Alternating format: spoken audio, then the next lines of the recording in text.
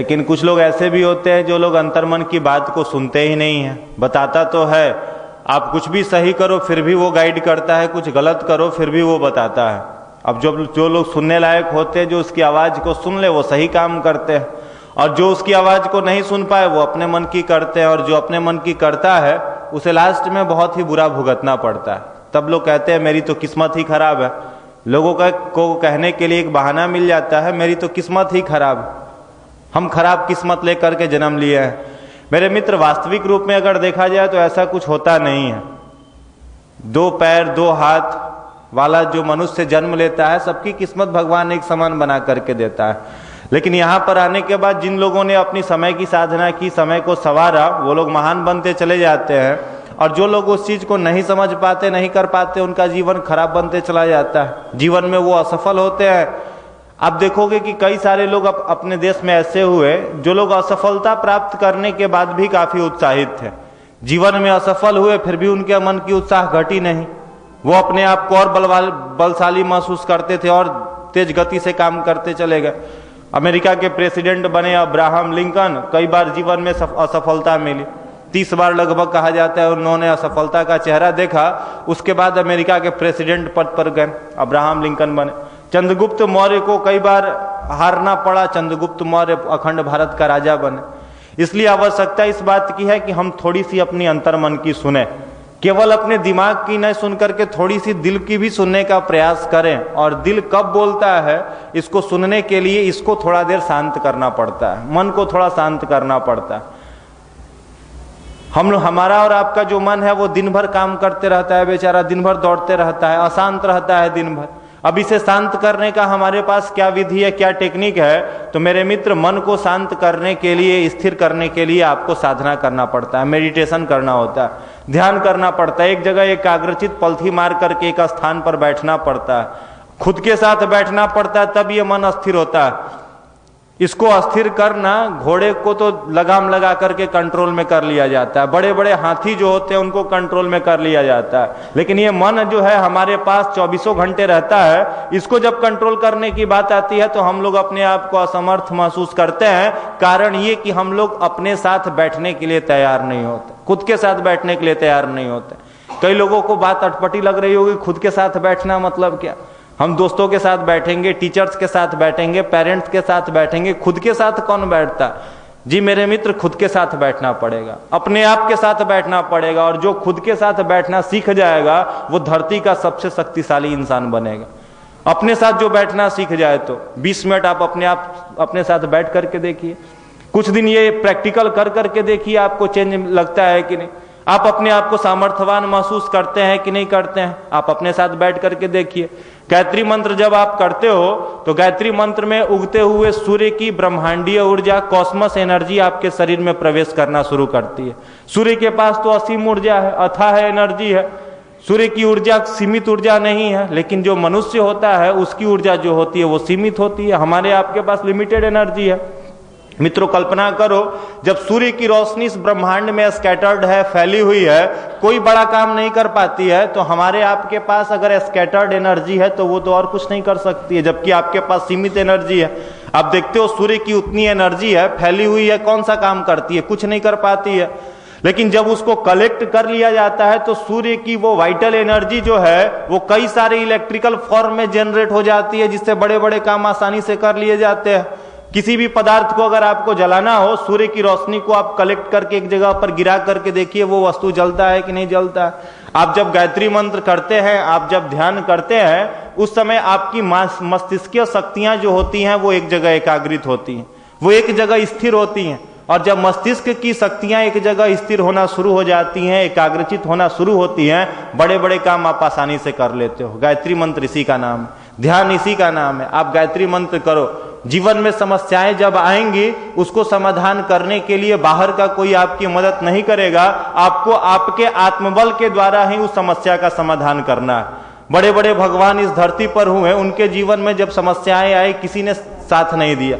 कोई ऐसा व्यक्ति नहीं आया जिसने आकर के कहा कि आपके जीवन की ये समस्या है, चलिए हम समाधान कर देते हैं। आप जिस किसी भी भगवान को मानते होगे उनके जीवन को आप देखोगे, उनके जीवन में तो कई सारी समस्याएं हैं, और उन समस्याओं को खुद उन लोगों ने अपने दम पर हैंडल किया, अपने दम पर उठाया। भगवान राम को सब लोग मानते हैं, आप लोग मानते हैं भगवान राम को? सब लोग मानते हैं। भगवान राम का जब आप जीवनी पढ़िएगा रामायण, तो आपको पता चलेगा कि उनके जीवन का एक क्षण भी ऐसा नहीं आया जब उनके जीवन में शांति रहा हो। आपको हम रामायण की बात बता रहे, एक समय क्षण ऐसा टाइम नहीं आया जब उनके जीवन में शांति रही हो। जिस समय 8 साल 10 साल के भगवान राम थे, उनके गुरुजी आते हैं और आकर के कहते हैं, बेटा जंगलों में राक्षसों का आतंक बढ़ रहा है, ऋषि लोगों को तपस्या करने में दिक्कत हो रही है, तुम चलो और चल करके राक्षसों का वध कर दो। मेरे मित्र कल्पना करो, जिस समय 8 वर्ष के बालक के मुंह का दूध का दांत भी नहीं टूटा था, उनका गुरु आकर के कहता है राक्षसों का वध करना है। राक्षस मतलब साधारण राक्षस नहीं, बड़े बड़े खतरनाक राक्षस का वध करना है। भगवान पूछते हैं कहाँ चलना है गुरुजी? गुरुजी कहते हैं बिहार चलना है, बिहार में राक्षस सब है। और बिहार में बक्सर जिला में सही में राक्षसी थी, ताड़िका नामक भयंकर राक्षसी इसी बिहार के बक्सर में थी। लेकर के गुरुजी आते हैं, चलो चलो बिहार में चल करके राक्षसी को मारना।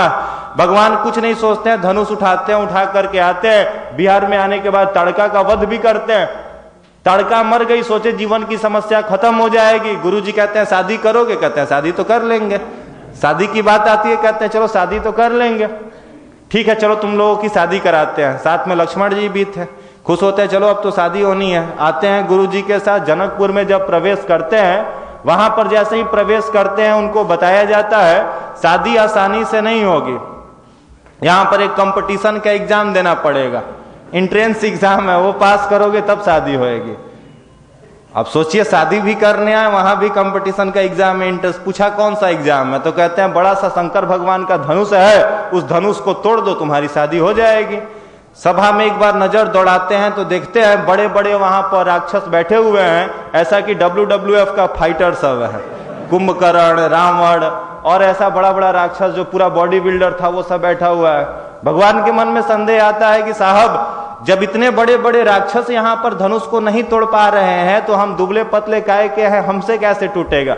गुरु जी कहते हैं बेटा इसकी चिंता मत करो, तुम जा करके अपना काम करो, तुम्हारा काम हो जाएगा। भगवान कहते हैं चलो अच्छी बात है। आते हैं, धनुष तोड़ते हैं, सीता जी के साथ विवाह होता है। उसके बाद जब सीता जी को लेकर के वापस वो अपने घर आते हैं, अयोध्या आते हैं, कुछ दिनों तक रहते हैं। पूरे नगर में ढिंढोरा पिटवा दिया जाता है कि भगवान राम का राज्याभिषेक होगा, उनको राजगद्दी दिया जाएगा। वो भी सोचते हैं चलो राजगद्दी मिलेगी, अब तो जीवन की मस्ती में कटने वाला है जीवन। मेरे मित्र राजगद्दी अगले दिन मिलने वाली है। एक दिन पहले उनकी माँ आती है और आकर के कहती है बेटा चल जाओ 14 साल के लिए वनवास, वहीं पर तुमको रहना है। सोचो आप जीवन का टर्निंग पॉइंट कैसा बदला। कल जिसको राजगद्दी मिलने वाली है, जो राजा बनने वाला है, आज उसको बोला जाता है चले जाओ बेटा वनवास करने के लिए। वो भी 1-2 दिन नहीं, पूरे के पूरे 14 साल वह जंगल में रहना है तुमको। फिर भी चेहरे पर फिक्र नहीं आती है कि साहब कल राजा बनने वाले हैं, आज जंगल में वनवास काटना है। चले जाते हैं जंगल बिना पूछे हुए। जंगल जाने के बाद वहां पर चलो जीवन में शांति मिले, मेरे मित्र वहां भी शांति नहीं मिलती। वहां पर भी रावण आता है और आकर के सीता जी का अपहरण करके लेके चला जाता है, वहां भी कष्ट। अब रावण कहां लेकर के गया है सीता जी का ये भी पता नहीं है। और उस समय थोड़ी ना खुफिया विभाग था, आज के समय में तो खुफिया प्रणाली है कि चलो पता कर लिया कि कौन क्या होने वाला है। उस समय कोई खुफिया प्रणाली नहीं, कोई हेल्प करने वाला नहीं, जंगल के अंदर कोई सहयोगी नहीं, किससे सहायता मिले? अकेले भगवान राम पूरा जंगल का परिक्रमा करते करते करते करते पता चलता है कि सीता जी लंका के अंदर है, लंका में है। चलो लंका अब जाएंगे कैसे? आदमी तो मिल गया हमको, वानर सेना मिल गई, अब लंका में जाएंगे कैसे? कोई जुगाड़ नहीं है लंका में जाने का। समुद्र के ऊपर पुल बांधा जाएगा, चलो पुल भी बंधा गया। रावण के पास तो टेक्नोलॉजी थी, उस समय वो हेलीकॉप्टर से चलता था, बड़ा सा पुष्पक विमान था, अपना लंका से उड़ करके जहां आना जाना होता था चला जाता था। कोई पेट्रोल कोई डीजल नहीं लगता था उसका, जहां उड़ता था उड़ करके वहां आ जाता था। भगवान के पास तो वो भी नहीं था। रावण का वध करते हैं, सीता जी को लेकर के आते हैं। फिर सीता जी कहती है धरती वालों ने बहुत कष्ट दिया है, अब इस दुनिया में नहीं रहना माँ सीता, फिर वापस धरती के अंदर चली जाती है। मेरे मित्र उतने बड़े भगवान के जीवन में जब संघर्ष रहा, उनका जीवन ऐसो आराम से नहीं बीता, तो हम आप कैसे कल्पना करते हैं कि हमारे जीवन के अंदर चुनौती नहीं आएगी? बहुत सारी चुनौती आएंगी, अनएक्सपेक्टेड चुनौती आएगी। कई सारी चुनौतियां तो ऐसी आएंगी जो हमारे जीवन में नहीं आनी चाहिए थी। और कमजोर हृदय के जो लोग होंगे उन चुनौतियों को देख करके कहेंगे मेरी तो किस्मत ही खराब है। अगर आपके जीवन में केवल ऐशो आराम हो तो जीवन विलासिता से भरेगा, और जिसके जीवन में केवल विलासिता आ जाए वो महापुरुष नहीं बन सकता है, कदापि नहीं बन सकता है, कभी भी नहीं बन सकता है। रावण के पास तो सब कुछ था, रहने के लिए क्या था रावण के पास? सोने का लंका था, पूरा एकदम गोल्ड सोना चारों तरफ बिखरा रहता था। जिस थाली में रावण खाना खाता था वो भी सोना का था। रावण को चलने के लिए बढ़िया हेलीकॉप्टर था और भी रथ था जिससे वो चलता था। भगवान राम के पास क्या था? पैर में पहनने के लिए खड़ाऊ था, चप्पल भी ढंग का नहीं था। रहने के लिए घास फूस का जंगल में मकान था। उसके बाद खाने के लिए दो वक्त का भोजन भी मुश्किल से मिलता था, वो भी कंदमूल खा करके रहते थे। तो क्या हम आप रावण बन जाए? रावण के पास सब कुछ था तो बन जाना चाहिए रावण, उसके पास तो सब कुछ था। मेरे मित्र, फिर भी अगर अपने आप को सही करना है तो भगवान ने जिस रास्ते का अनुगमन किया है, जिस रास्ते पर भगवान चले हैं, उनके बताए रास्तों को जीवन में अपनाना पड़ता है, जीवन में उतारना पड़ता है, तब जीवन परिष्कृत होकर के सही रास्ते पर चलता है। अपने देश में जितने सारे फ्रीडम फाइटर्स हुए, जितने सारे लोगों ने आजादी के समय में लड़ा, उनके जीवन में एक क्षण ऐसा नहीं रहा जब आराम का हुआ हो।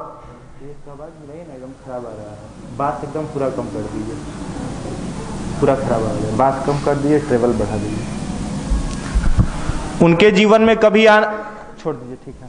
उनके जीवन में कभी आराम नहीं रहा। आप उठा करके उदाहरण देखिए, जिस समय भारत आजाद होने वाला था, भगत सिंह थे, चंद्रशेखर आजाद थे, पूरा का पूरा उनका समय कैसा रहा?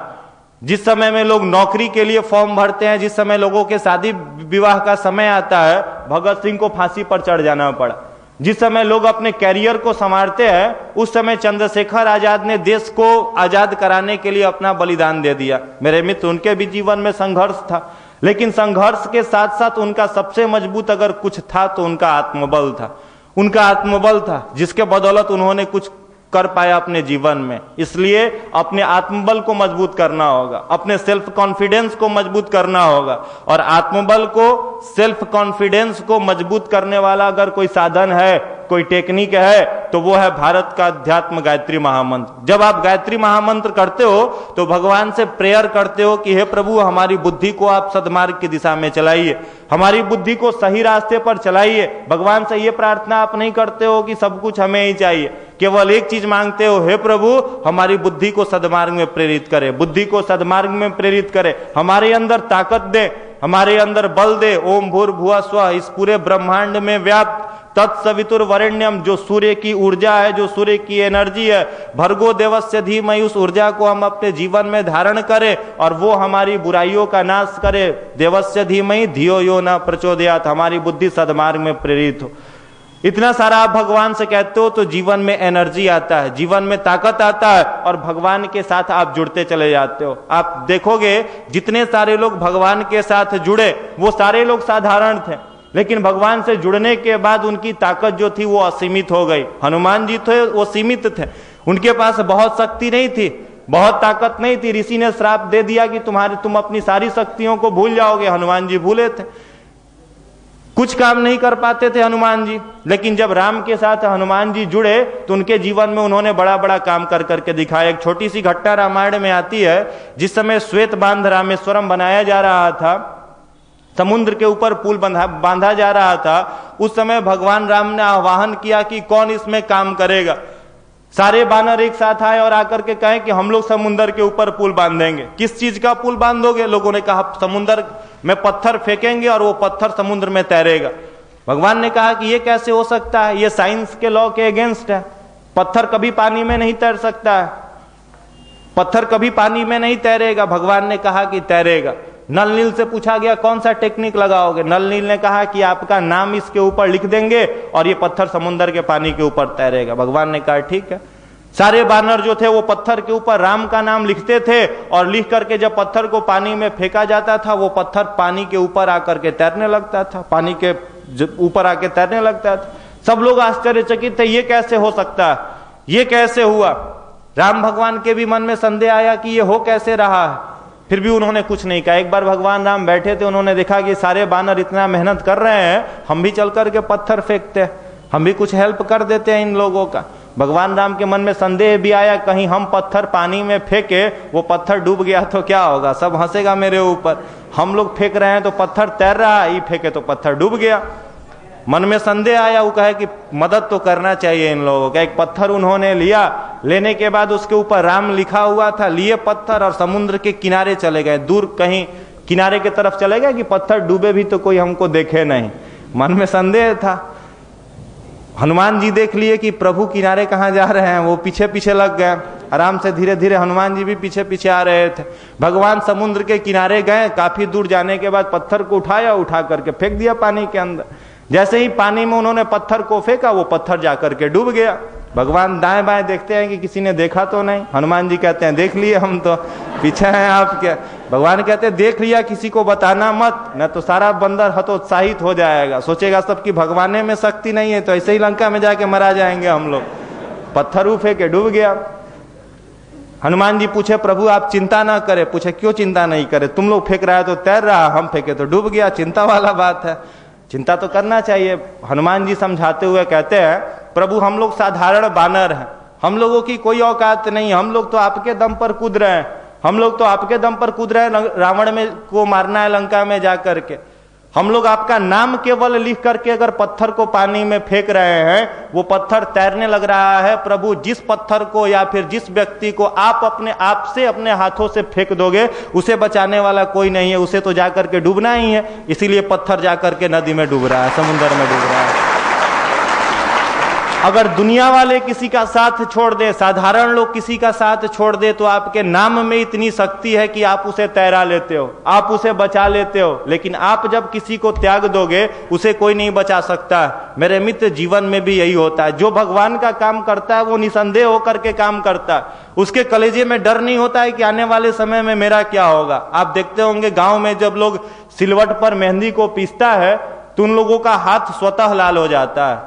ये साइंस है, ये विज्ञान है, और यही विज्ञान जीवन में अध्यात्म के रूप में भी आता है। जो लोग दूसरों को अपलिफ्ट करते हैं, दूसरों को ऊंचा उठाने का प्रयास करते हैं, भगवान उनको ऊंचा उठाने का प्रयास करता है। मेरे मित्र आज के समय की सबसे बड़ी विडंबना यह है, जब बुरे लोग बुराई करने में नहीं हिचकते हैं, अच्छे लोग अच्छाई करने में अपने आप को शर्मिंदा महसूस करते हैं।